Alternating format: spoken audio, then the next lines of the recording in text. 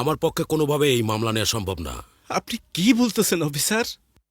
আমার মেয়েটা রেপ হয়েছে, আর আপনি বলতেছেন এই মামলা নেওয়া সম্ভব না? এই মামলা টামলা কইরা কোনো লাভ হবে না। আমি আমি লাভ লসের হিসাব করতে আসি নাই অফিসার। আমি মামলা করতে এসেছি, আপনি মামলাটা লেখেন। আহা, আপনি বোঝার চেষ্টা করেন। আপনি যার বিরুদ্ধে মামলা করতে আসছেন তার হাত অনেক লম্বা। মামলা করলে আপনি বিপদে পড়বেন। আপনার মেয়ের বয়স কম। মামলা মোকদ্দমা কইরা আপনি আপনার মেয়ের ইজ্জত আরো নষ্ট করছেন। এর চেয়ে ভালো আমি একটা পরামর্শ দেই, আপনি আপনার মেয়েরে নিয়ে যত দ্রুত পারেন শহর থেকে গ্রামে চলে যান, গিয়ে দ্রুত বিয়ে শাদী দিয়ে দেন, বেঁচে যাবেন।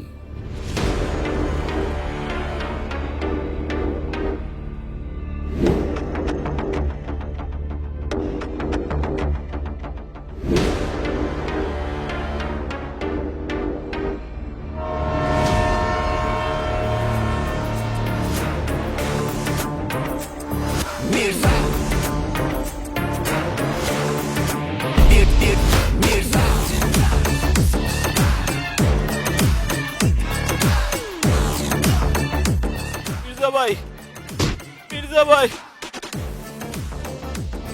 আমার ভুল হয়ে গেছে, আমার মাফ করে দেন। আমি আর জীবনে এরকম ভুল করুম না। Mirza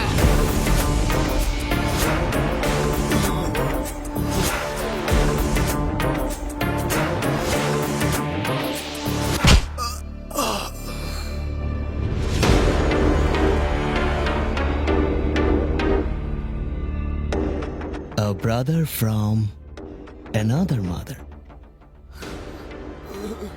But not from the same father. Rest in peace, motherfucker.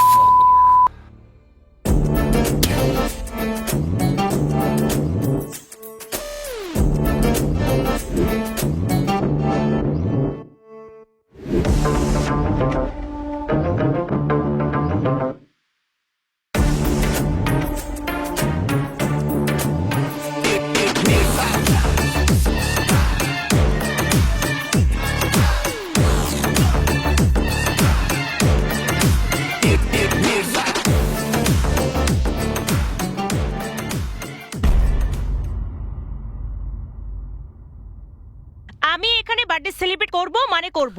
Madam, আপনি একটু দয়া করে বোঝার চেষ্টা করেন। ম্যাডাম, আজকে আমাদের একজন স্পেশাল গেস্ট পুরো রুফটপটি বুক করে রেখেছেন, তাই আপনার বুকিংটি ক্যান্সেল করতে হচ্ছে। ক্যান্সেল?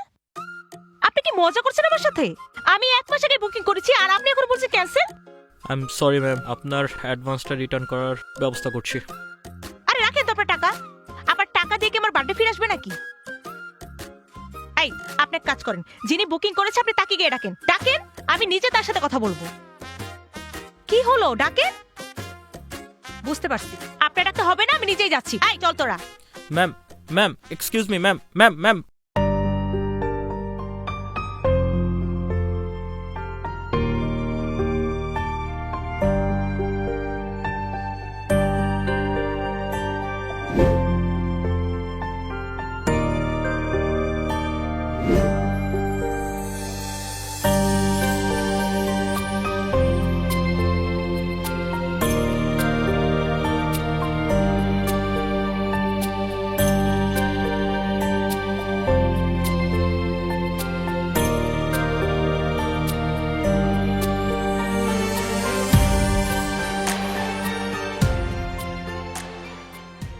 এই যে মিস্টার, আপনার কি কোনো সেন্স আছে?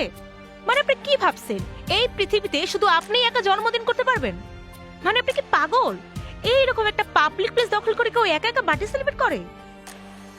আচ্ছা, আপনি কোন গ্রহের মানুষ বলুন তো? মঙ্গল গ্রহ, নেপচুন নাকি প্লুটো? কোথা থেকে আসছেন? দেখেন, আপনি এখানে আসছেন বার্থডে সেলিব্রেট করতে, আমরাও ঠিক একই কারণে আসছি। তাহলে আপনি এখানে একা একা রুফটপ দখল করে বার্থডে সেলিব্রেট করবেন, আর আমরা দাঁড়িয়ে দাঁড়িয়ে আপনার কেকের দিকে তাকিয়ে হা করে থাকবো? এই প্রিয়া শোন, এখানে ঝামেলা করে লাভ নেই, চল এখান থেকে আমরা চলে যাই। হ্যাঁ, ও ঠিকই বলেছে, চল এখান থেকে আমরা চলে গিয়ে অন্য কোথাও গিয়ে বার্থডে সেলিব্রেট করি। এই থাম তোরা। এই যে, আপনি কোন লাট বাহাদুর? হ্যাঁ, এতই যদি বার্থডে সেলিব্রেট করার ইচ্ছা থাকে না, তাহলে একটা রেস্টুরেন্ট কিনে তারপর সেলিব্রেট করুন। কি হা করে তাকিয়ে দেখছেন কি? খেয়ে ফেলবেন আমাকে? দেখেন, আমি কিন্তু কাউকে ভয় পাই না, ঠিক আছে? আজকে আপনার বার্থডে? হ্যাঁ, আমার বার্থডে, আর এটাকে নষ্ট করার জন্য আপনাকে অনেক ধন্যবাদ। I am sorry. আমি আসলে প্রতি বছর একাই বার্থডে সেলিব্রেট করি। সেটা আপনার সমস্যা। আপনার যদি এতই একা একা বার্থডে সেলিব্রেট করতে ইচ্ছা করে না, তাহলে নিজের বাড়িতে গিয়ে করুন, আর না হলে ওয়াশরুমে বসে কেক কাটুন। এরকম পাবলিক প্লেস দখল করে রাখবেন না, ঠিক আছে? আজকের দিনটা আপনার হোক। শুভ জন্মদিন। আপনার এই বিশেষ জন্মদিনে আমার পক্ষ থেকে ছোট্ট গিফট আপনার জন্য। Enjoy your party.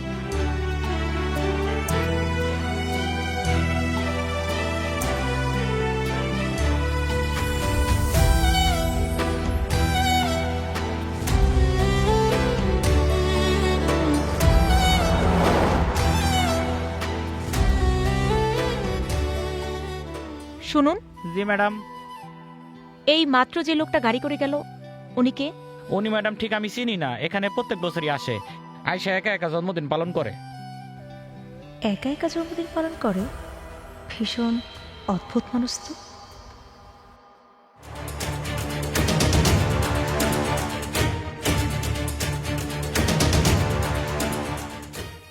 আমি তোমার গতকালকের সিসিটিভি ফুটেজ দেখেছি। আইনের পোশাক পরে তুমি আইন বিক্রি করছো। মানে স্যার, চুপ! এই পোশাক সম্মানের, ঘুষের টাকায় বিক্রি করার জন্য না। কত টাকায় তুমি তোমার পোশাক বিক্রি করেছো বলো? আমার ভুল হয়ে গেছে স্যার। ভুল? না না না না, এটা ভুল না। এটা তোমার গায়ে জড়ানো পোশাকের সাথে বিশ্বাসঘাতকতা। আইন কারো বাবার সম্পত্তি না। পুলিশ প্রশাসন এই ধরনের কোনো কিছু প্রশ্রয় দেয় না। সৎ প্রশাসনই রাষ্ট্রের শক্তি। যে পোশাক পরে আমরা মানুষের কল্যাণে এগিয়ে যাই, বন্ধু হিসেবে মানুষের পাশে থাকি, সেই পোশাককে তুমি টাকার বিনিময়ে বিক্রি করে এই সমাজের কাছে, গোটা জাতির কাছে পুলিশ প্রশাসনকে তুমি প্রশ্নবিদ্ধ করেছো। এই মুহূর্ত থেকে ইউ আর সাসপেন্ডেড। তোমার বিরুদ্ধে ডিপার্টমেন্টাল এনকোয়ারি এবং ফৌজদারি মামলা হবে। মনে রেখো, বাংলাদেশের পুলিশ কখনো দুর্নীতির কাছে মাথা নত করে না। Out out.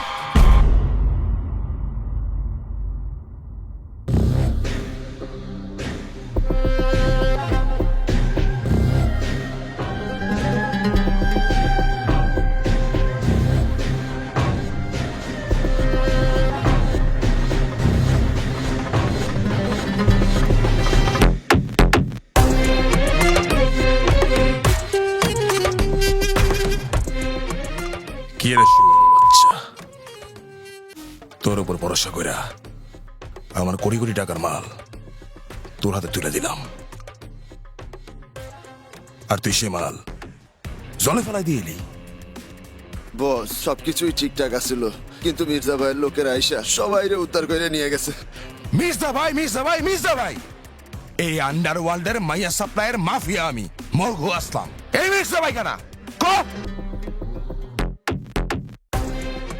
বস, আমরা আমাদের জীবন দিয়ে চেষ্টা করছিলাম, কিন্তু আমরা পারি নাই।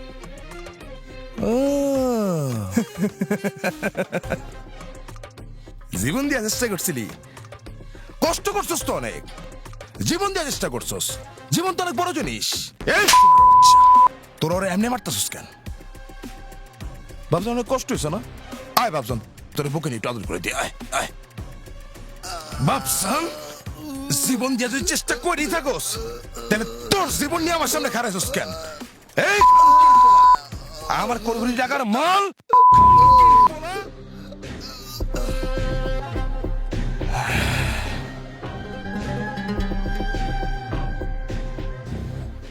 মির্জা ভাই।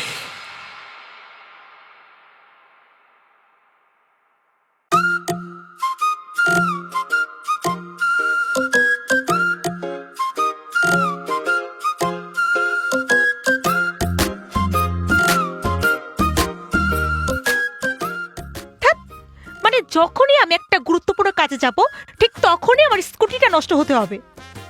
এখন আমি কিভাবে পৌঁছাবো? আরে মাত্র তো 2 ঘন্টারই ব্যাপার, 2 ঘন্টা পরেই তো তুই তোর স্কুটি হাতে পেয়ে যাবি। চল এখন আমরা একটা রিক্সা নিয়ে চলে যাই। Hey Google, can you tell me metro station থেকে 7 নম্বর সেক্টরে যেতে রিক্সা ভাড়া কত? দুঃখিত, মেট্রো স্টেশন থেকে 7 নম্বর সেক্টরে যাওয়ার জন্য বর্তমানে কোনো রিক্সা উপলব্ধ নেই। তবে চিন্তার কোনো কারণ নেই, আপনি চাইলে আমি আপনার জন্য একটি বিকল্প ব্যবস্থা করতে পারি। আপনার গন্তব্যে পৌঁছানোর জন্য বিমানের টিকিট বুক করা সম্ভব। প্রতি টিকিটের মূল্য 30,000 টাকা। আরে গুগলের কি মাথা নষ্ট হয়ে গেছে নাকি? গুগল সম্পূর্ণ স্বাভাবিক অবস্থায় রয়েছে। সমস্যাটি শনাক্ত করা হয়েছে আপনার দিক থেকে। সম্ভাব্য তুই ত্রুটি, হাসছিস? মাথা খারাপ। মেট্রো স্টেশন থেকে নাকি 7 নম্বর সেক্টরে যেতে কোনো রিক্সা নাই, আর বিমান ভাড়া নাকি 30,000 টাকা। এখানে বিমান আসলো কোত্থেকে? সবকিছু তুই আবার গুগলকে জিজ্ঞেস করিস কেন বলতো? কারণ গুগলই তো আমার বন্ধু। এই যে দেখ, আমি কিছুটা অসুস্থ, আমার মাথা ব্যথা। গুগল বলেছে আমার নাকি মাইল্ড হেডেক, মানে ব্রেইন টিউমার। আচ্ছা, তা গুগল তো করে কি কি বলেছে? আর বলেছে যদি আমি হাঁচি দেই তাহলে সেটা নাকি রেয়ার ভাইরাস। তা তুই কবে থেকে অসুস্থ? এই তো গতকাল রাত 2টো থেকে। এই, তুই না আমাকে বলেছিলি তুই রাত জাগবি না? তাহলে এত রাতে তুই কি করছিলি? আহা, সেটা তো আমি বলেছিলামই তোকে, কিন্তু আমি ইউটিউবে সার্চ করে দেখছিলাম যে রাত জাগলে কি হয়। তারপর দেখি সব লক্ষণই আমার সাথে মিলে গেছে। আচ্ছা ওয়েট, তুই কি গুগলকে জিজ্ঞেস করেছিলি যে আমার মাথা ধরেছে, আমি কি মারা যাব? হ্যাঁ, সেটা তুই কিভাবে জানলি? তোর মতো গাদি যে এইটা ছাড়া আর কিছু জিজ্ঞেস করবে না, সেটা আমার খুব ভালো করেই জানা আছে। হুট করে গুগলকে দেখা যাবে তুই এমন একটা কিছু জিজ্ঞেস করে বসবি, আর গুগল তোকে উত্তর দেবে আপনি মারা গেছেন। কিন্তু সেটা গুগলই তো আমাকে বলেছে। এই শোন, গুগল তোকে 5 মিনিটে 5 রকমের রোগ দেখায়। তোর সমস্যা কি জানিস? তোর সমস্যা হচ্ছে অতিরিক্ত গুগলিং সিনড্রোম। আচ্ছা, তাহলে এই রোগের ওষুধটা কি বলতো? এই রোগ থেকে বাঁচার ওষুধ হলো প্রতিদিন 2 বেলা খাবার পর 30 মিনিট মোবাইল চালানো বন্ধ রাখা, আর গুগল সার্চ একদম বন্ধ। দে ফোন দে। প্রিয়া, ফোনটা দে না। আহা, আমি একটু গুগলে সার্চ করে দেখি তুই ঠিক বললি কিনা।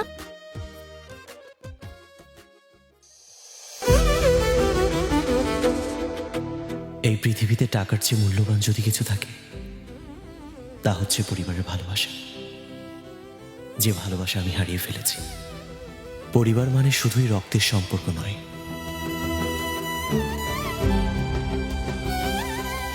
পরিবার মানে হৃদয়ের বন্ধন। এই মাটির নিচেই তো ঘুমিয়ে আছে আমার পৃথিবী।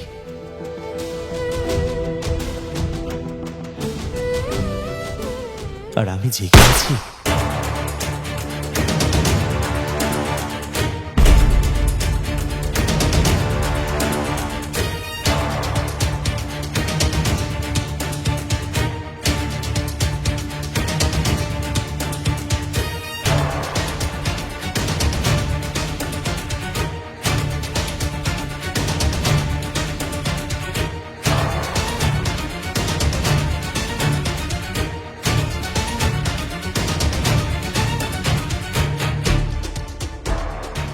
আস্তে আস্তে আস্তে, উঠতে হবে না। আপনি, আমি এখানে কেন? আপনি গুলিবিদ্ধ হয়েছিলেন। দুর্বৃত্তরা কেন যে আপনাকে গুলি করেছিল সেটা আমি জানি না, কিন্তু আমি যেহেতু ইন্টার্নি করছি, একজন ভবিষ্যৎ ডক্টর হিসেবে মানুষের জীবন রক্ষা করা কিন্তু আমার গুরু দায়িত্ব।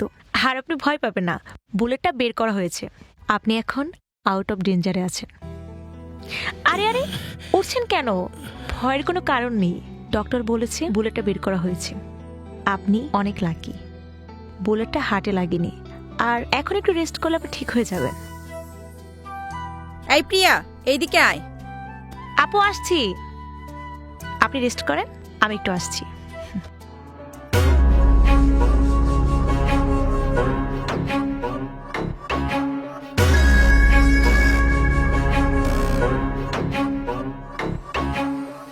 কি ব্যাপার আপু, তুমি আমাকে এইখানে টেনে নিয়ে আসলে কেন? তুই জানোস তুই কারে ধরে নিয়ে আসছস? মানে? ও বড় একটা মাফিয়া। আমি নিজের চোখে দেখছি ওকে মানুষ খুন করতে। আর তুই এই জানোয়ারের জীবন বাঁচাইছস? আরে ওদের মতো জানোয়ারদের রাস্তায় পড়ে মরে যাওয়া ভালো। আপু, তুমি সব কি বলছো? একজন মানুষ আমার চোখের সামনে মারা যাবে আর আমি দাঁড়িয়ে দাঁড়িয়ে দেখবো? এটা কি মানুষের কাজ হতে পারে? আমি বোধহয় আপনাদের অনেক বড় সমস্যার কারণ হয়ে দাঁড়ালাম। আমার জীবন রক্ষা করবার জন্য ধন্যবাদ।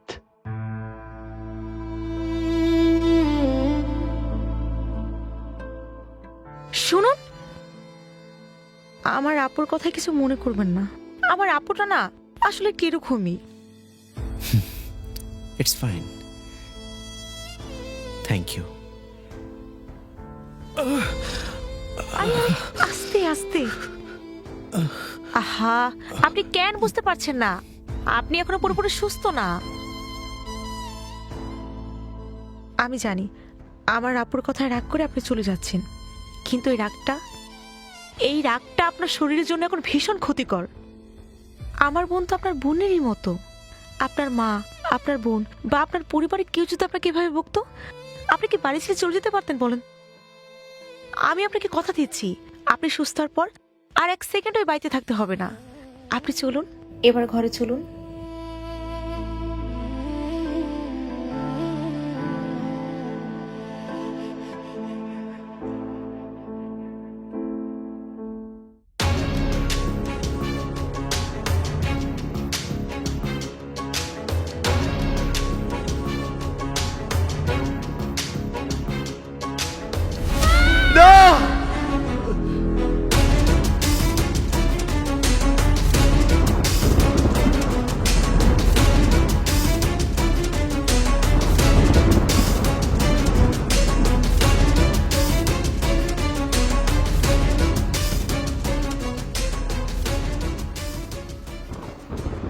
যে মানুষটার নাম শুনলে সবাই ভয়ে থরথর করে কাঁপে,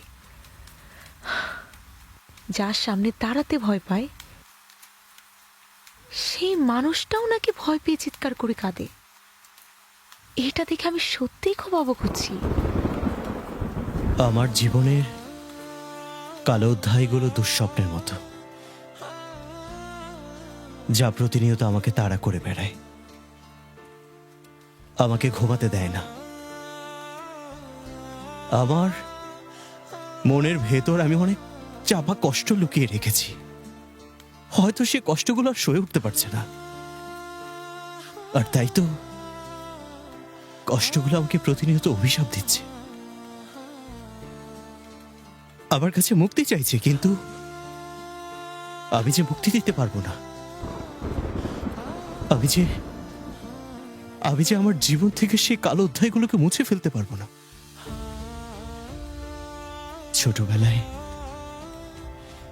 ছোটবেলায় বাবা যখন হায়নাদের কাছে আমার মাকে তুলে দিল,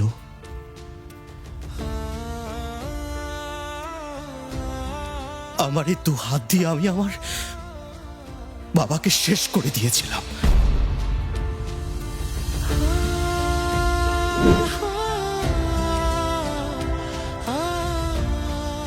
আচ্ছা মা, আব্বা মনে হয় আমাকে ভালোবাসে না, না? না বাবা, তোরে কে কইছে এই কথা? তোর আব্বাই তোরে আমারে অনেক ভালোবাসে। দূর, তুমি মিছা কথা কও। আমি দেখছি আব্বা তোমার লগে প্রতিদিন খারাপ ব্যবহার করে, মারে। চিচি বাবা, তুমি ওই সব নিয়ে ভাইব না। তুমি ঠিক মতো পড়ালেখা করবা, অনেক বড় হইবা, তোমার মায়ের মুখ উজ্জ্বল করবা, পারবা না বাবা? হ্যাঁ আম্মা, পারমু। আমার সোনা বাবা।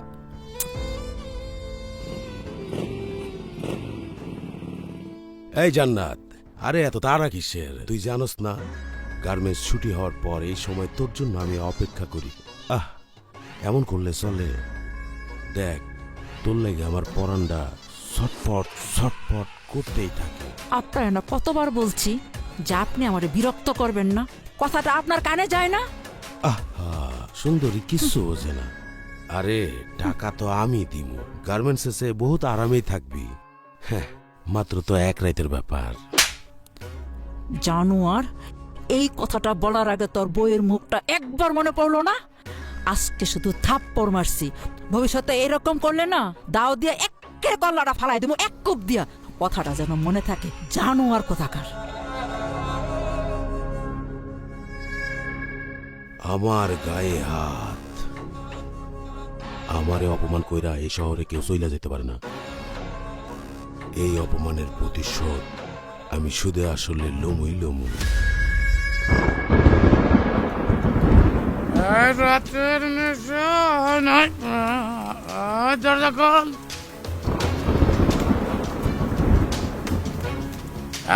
তুমি আজকে বাড়িতে মদ খাই আইছো? হ্যাঁ খাইছি। আমার পোলার সামনে আমি কোনো মদ ঘুরে যেতে দেবো না। বেরো বাড়ি থেকে, বেরো। এই শালির বাড়ি। ও ওয়াল্লা রে, ছাড়।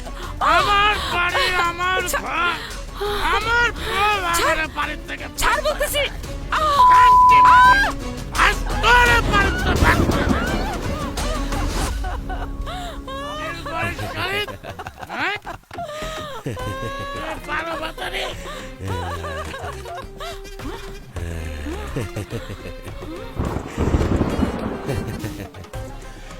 কিরে জান্নাত, তোরে কইছিলাম না তুই আমারে থাপ্পড় মারছিলি?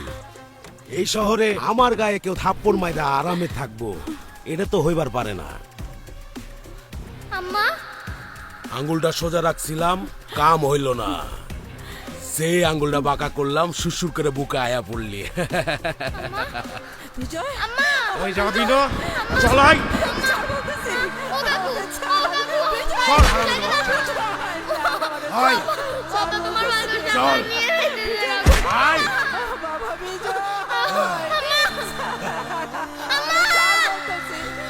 বাড়িতে বাড়ি যা।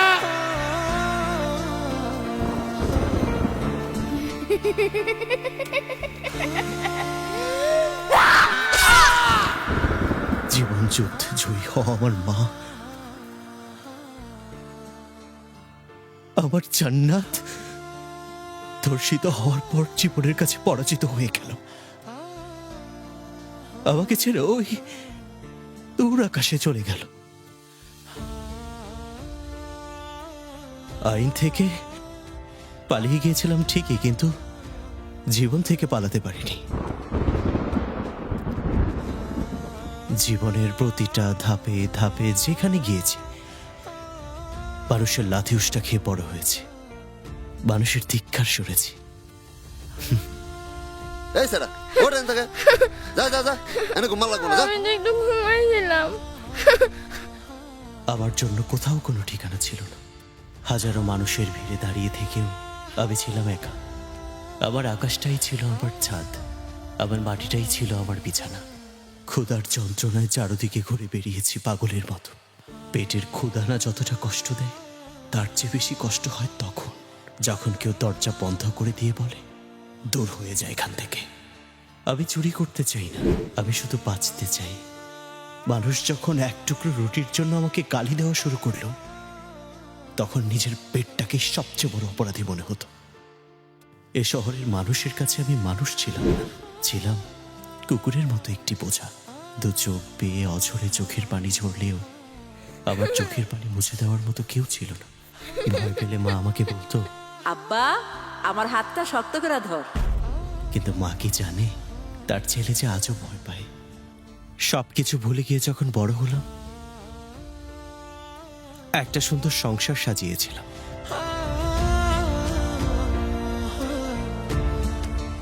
যেখানে ছিল আমার স্ত্রী আর আমার বেঁচে থাকার একমাত্র অবলম্বন আমার জান্নাত। এ দুজন মানুষকে কেন্দ্র করেই শুরু হয়েছিল আমার নতুন জীবনের সূচনা। আর ঠিক তখনই আবির্ভাব হয় রঘু আসলামের।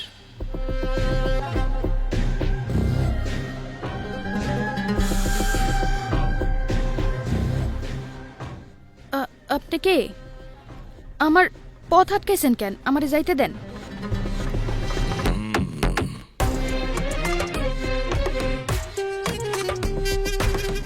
দুনিয়ার সব চাইতে দামি গন্ধ কি জানো? মায়া মাইশের শরীরের গন্ধ।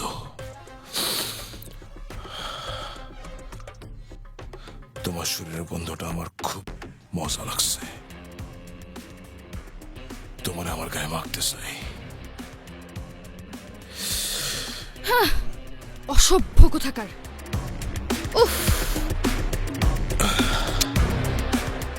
মাগা না তো, টাকা দেবো। যা চাও তাই পাইবা, যা চাও সব দেবো, খালি তোমার শরীরটা আমার শরীরে মাখতে দাও। গায়ে মাখাবি না, সব দিবি না, আমি তোরে মাগ নাই মাখাইতে দিবি, মাখাবি, দাঁড়া মাখাইতেছে। মাইয়া মানুষ রে ইজ্জত দিতে শিখিস।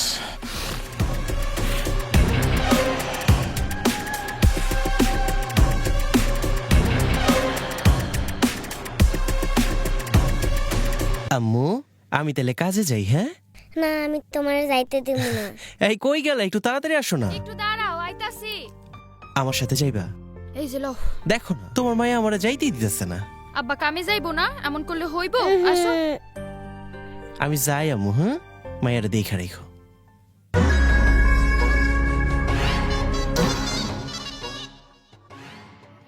সেদিন তোর শরীরে শুধুমাত্র একটু গন্ধ নিতে চাইছিলাম, তুই তো সুস্তা দিয়া আমার গালে বালি দিছিলি। সমস্যা নাই, আমি যেটা কই সেটাই করি। আজকে তো শরীরে গন্ধ আমার শরীরে মাখামো।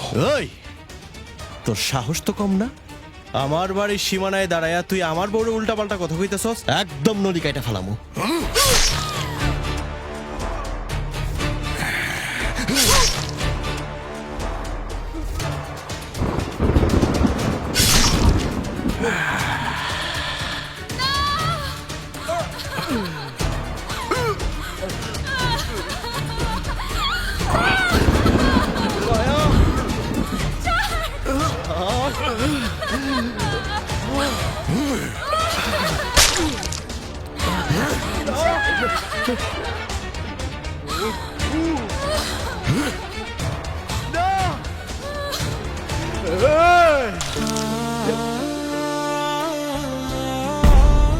অসহায়ের মতো আমার স্ত্রী রঘু আসলামের কাছে তার ইজ্জত ভিক্ষা চেয়েছিল।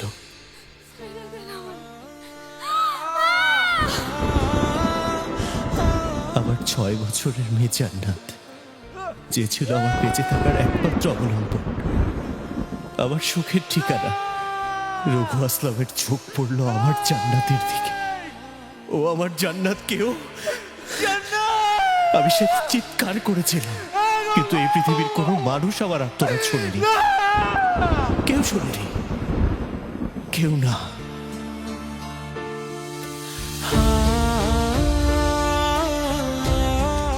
একের পর এক আমার জীবন থেকে আমার প্রিয় মানুষগুলো হারিয়ে গেল। আমিও হয়তো সেদিন হারিয়ে যেতাম, কিন্তু সৃষ্টিকর্তা আমার জীবনটাকে নতুনভাবে লিখে রেখেছিল।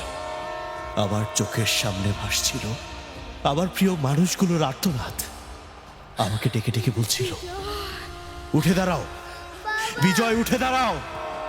সৃষ্টিকর্তার অশেষ কৃপায় আমি বেঁচে ফিরলাম, কিন্তু বিজয় হয়ে না, মির্জা ভাই হয়ে। নারীদের বুকে কম্পন সৃষ্টি করত যে সমস্ত বেজন্মারা, আমি তাদের বুকের কম্পন হয়ে দাঁড়ালাম।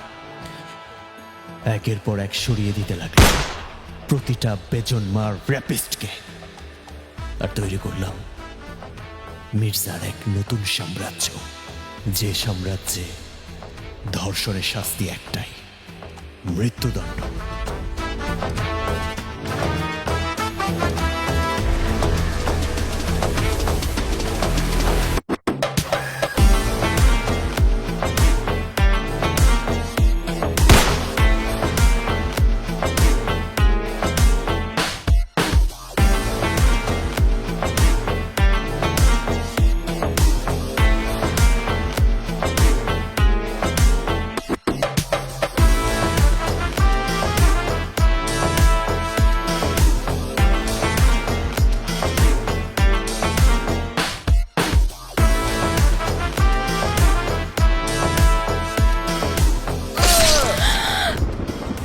যেজন হারায় সেই জানে প্রিয়জন হারানোর বেদনা যে কি। আমার জীবনে আর কোনো গন্তব্য নেই, আমার জীবনে আর কিছু চাওয়ার নেই, কিছু পাওয়ার নেই। আমার শুধু একটাই চাওয়া, রঘু আসলাম।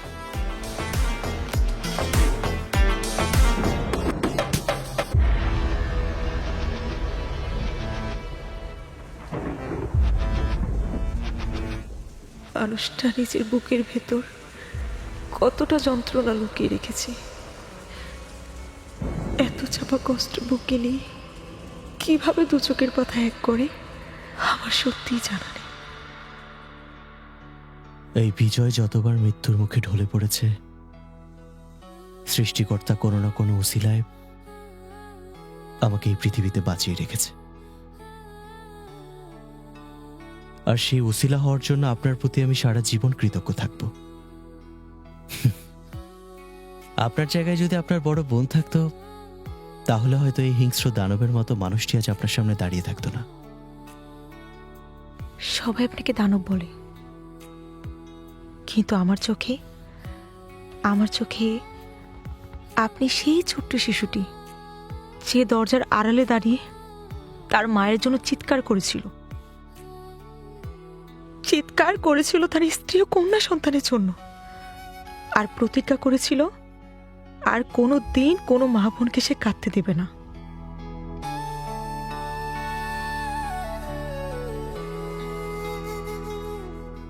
কিন্তু একটা প্রশ্ন, আপনার মা যদি আজ বেঁচে থাকতেন, তিনি কি চাইতেন আপনি এমন রক্তের সাগরে ডুবে থাকেন? আপনার সামনে যে মানুষটা দাঁড়িয়ে আছে, সেই মানুষটা তার বুকে এক পাহাড় সমান কষ্ট নিয়ে বেঁচে আছে, যে তার জান্নাতকে উৎপেতে থাকা হায়নাদের হাত থেকে বাঁচাতে পারেনি।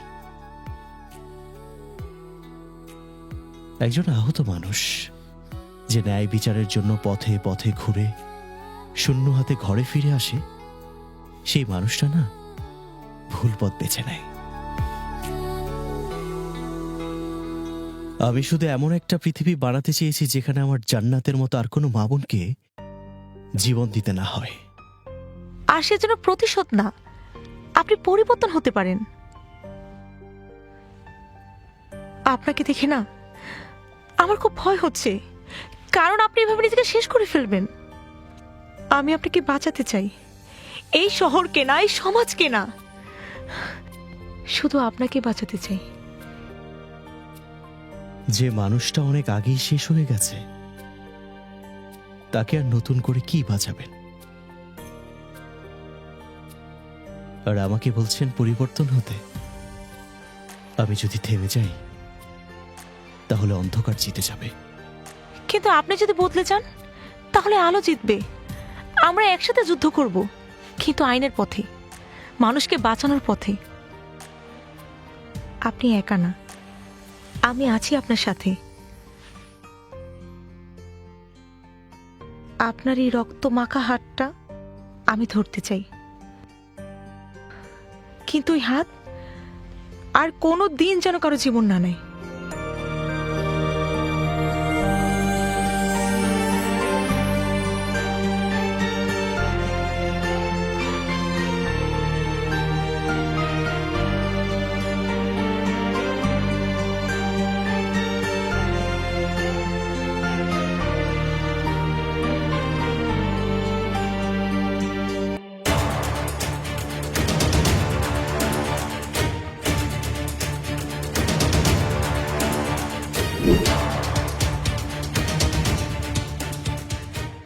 তুই সত্যি কইতেছস কালকে মির্জা ভাই তার মায়ের কবর জেরত করতে যাইব, তাই তো? হ বস, আমি সত্যিই কইতাছি। আপনি আমার বিশ্বাস করতেছেন না? আমি মির্জা ভাইয়ের সব থেকে কাছের লোক। উনি কালকে উনার মায়ের কবর জিয়ারত করতেই যাইব। মির্জা ভাই, আফসোস রঘু আসলামের লোকে তোর সাক্ষাৎটা হইল না। কালকে তুই তোর মায়ের কবর জিয়ারত করতে যাবি না, যাবি নিজের কবরে।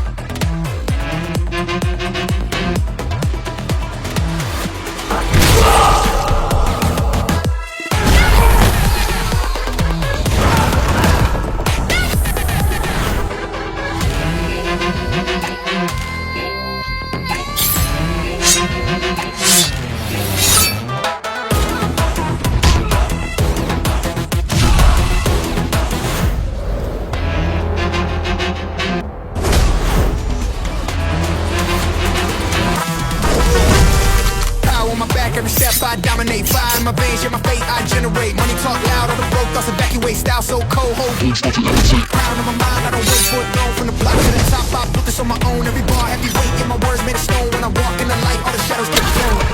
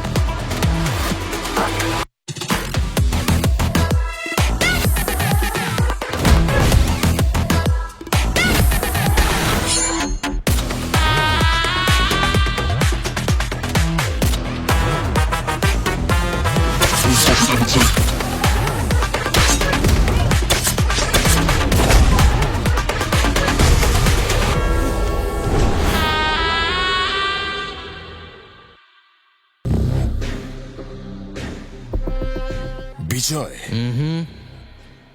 মির্জা ভাই,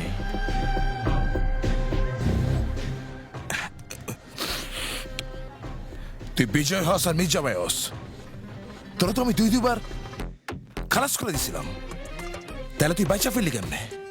পুনর্জন্ম নিছস নাকি? তোর নসিবে আমার হাতে তোর মৃত্যু লেখা ছিল, আর তাই তো আমাকে দুইবার শেষ করার পরও সৃষ্টিকর্তা আমাকে বাঁচিয়ে রেখেছে। রঘু আসলাম, তোর বউ বাচ্চা সবাই তো খাইয়া দিছিলাম, এমনকি তুই আমার খাইতে এসোস? আমার খাবি? আমার খাবি? হ্যাঁ,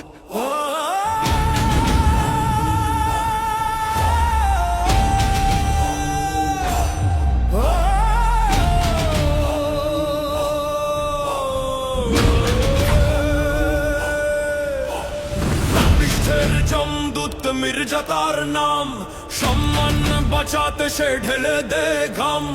দর্শকের বিনাশে হাতে তুলে নে ছাই, মাজলুমের শেষ ভরসা সে যে মির্জা ভাই। আসে মির্জা, আসে মির্জা, অন্যায়ের শিকল ছিঁড়ে আসে মির্জা।